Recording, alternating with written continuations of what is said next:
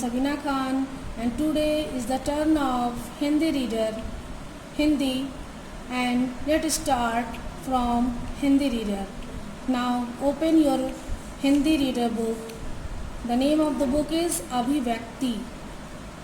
Now open your book and open the book chapter 2. For the name of the chapter, चतुर आकाश।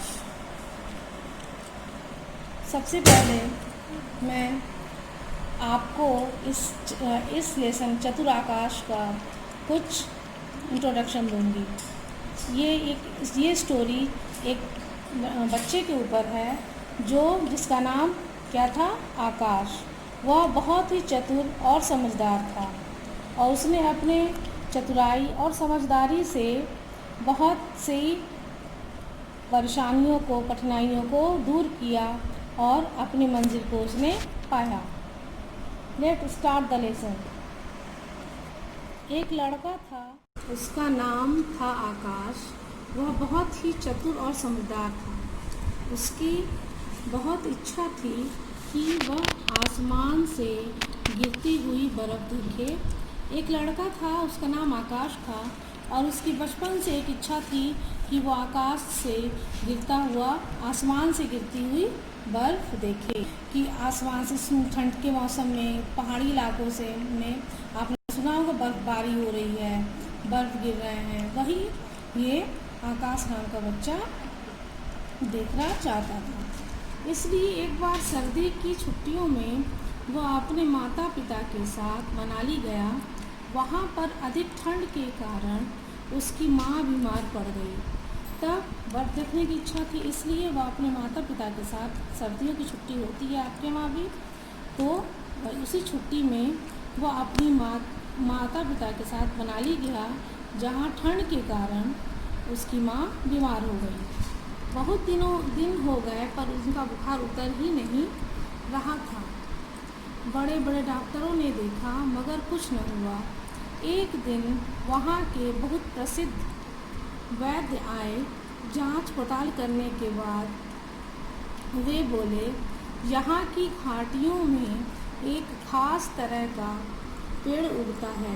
यदि उसकी छाल पकाकर उन्हें पिलाएं तो शीघ्र अच्छी हो जाएंगी।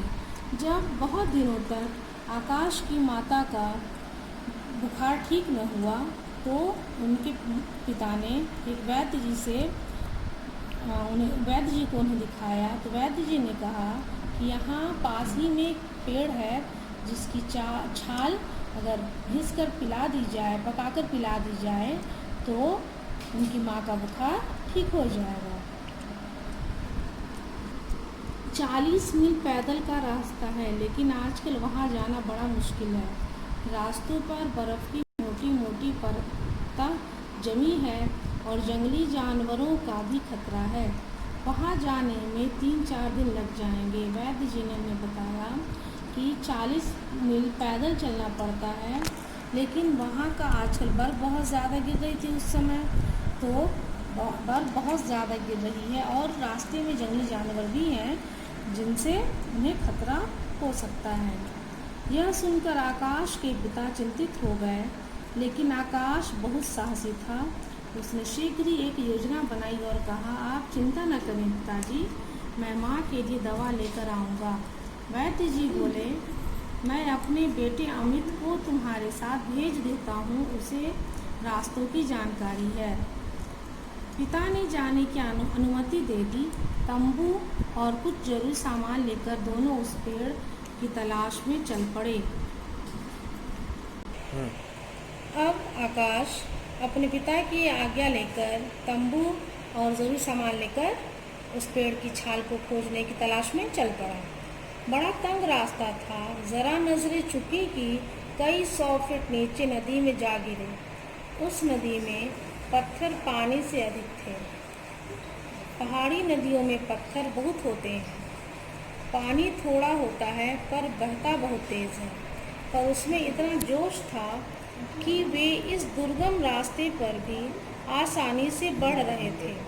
एक खच्चर वाला उनके साहस से प्रभावित होकर उनके साथ जाने को तैयार हो गया।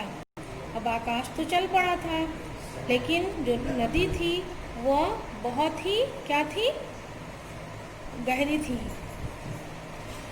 और उस नदी में पत्थर बहुत ज़्यादा थे। पानी थोड़ा था लेकिन पत्थर बहुत ज़्यादा थे।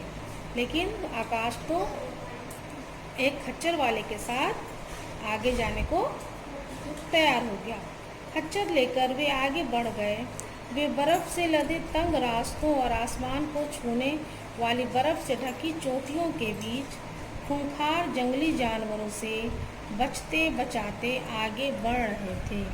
पूरा दिन गुजर गया, पर उन दोनों ने हिम्मत नहीं हारी। खच्चर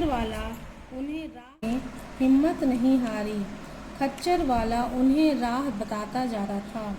और जब वो आकाश और वो वैद्य जी का लड़का दोनों जाने लगे, तब और वो खच्चर वाला जो भी उनके साथ जा रहा था। आखिर 20 मील पार करके वे एक घाटी में पहुँचे। दिन छिप चुका था। उन्होंने एक जगह तंबू बांधा, साथ लाया हुआ खाना खाया और लेट गए।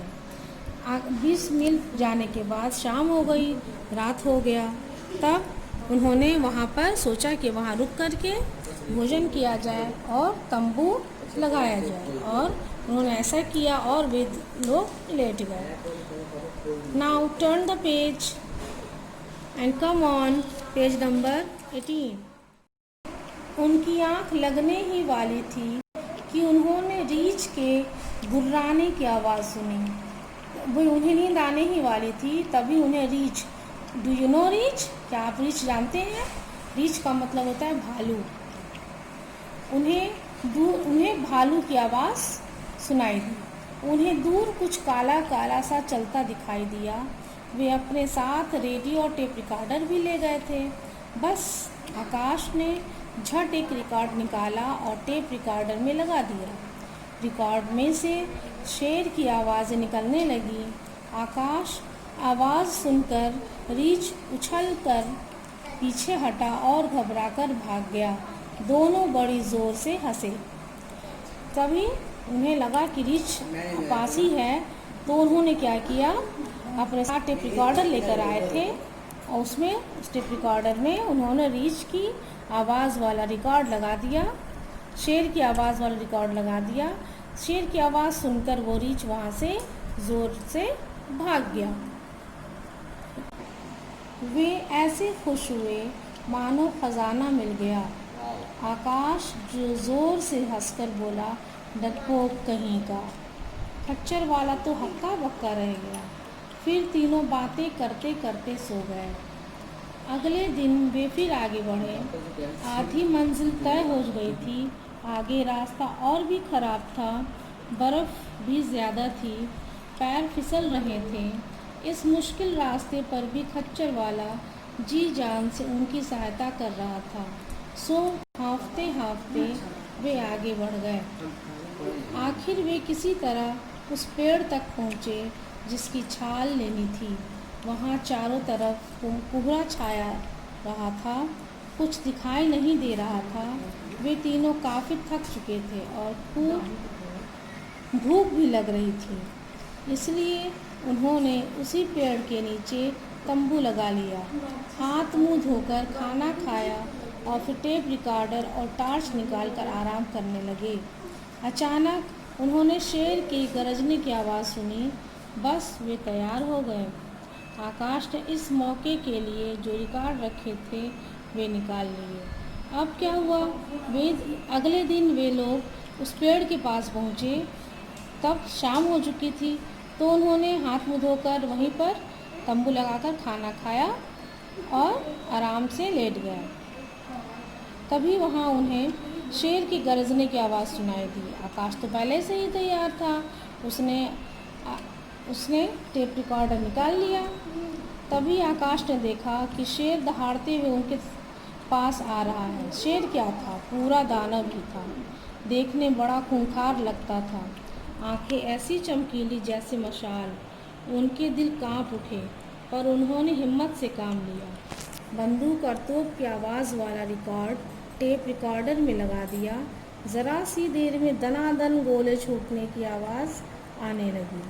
तभी आकाश ने क्या किया, देखा कि उससे शेर पास आ रहा है, तो उसने क्या किया, अपने टेप रिकॉर्डर में बंदूक और गोले की आवाज़ वाला रिकॉर्ड लगा दिया। तो जब उसने रिकॉर्ड वाला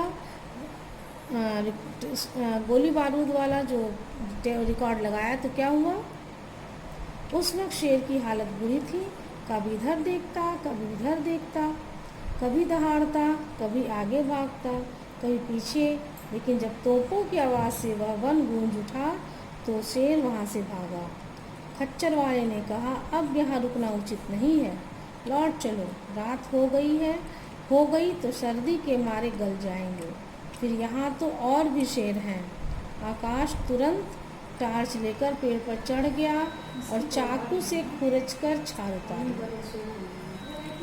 अब उन्होंने जल्दी से वापसी का रास्ता पार कर लिया। रास्ते में न रीछ मिले न शेर। रात तक वे एक सुरक्षित जगह पर आ गए। अब तो वे जैसे हवा में उड़ रहे थे। खुशी के मारे सब तकलीफ भूल गए थे। जब वे खच्चर वाले के गांव पहुंचे तो लोगों को यकीन नहीं आया कि वे इतना मुश्किल रास्ता पार करके आए हैं। लेकिन खच्चर वाले ने जब सारी बातें उन्हें बताईं तब सबने उनकी सराहना की। माता पिता तो उन्हें देखकर जैसे स्वर्ग पा गए। वैद्य ने छाल पकाकर माँ को पिलाई। कुछ समय बाद माँ का बुखार उतर गया। सबको बड़ी खुशी हुई, पर आकाश और अमित की खुशी का ठिकाना न रहा। तो बच्चों, आपने देखा कैसे आकाश ने अपनी समझदारी और चतुराई से अपने माँ के लिए वो छाल लेकर आए और उन्होंने अपने काम को, मुश्किल काम को भी आसान कर लिया। Thank you. Have a nice day.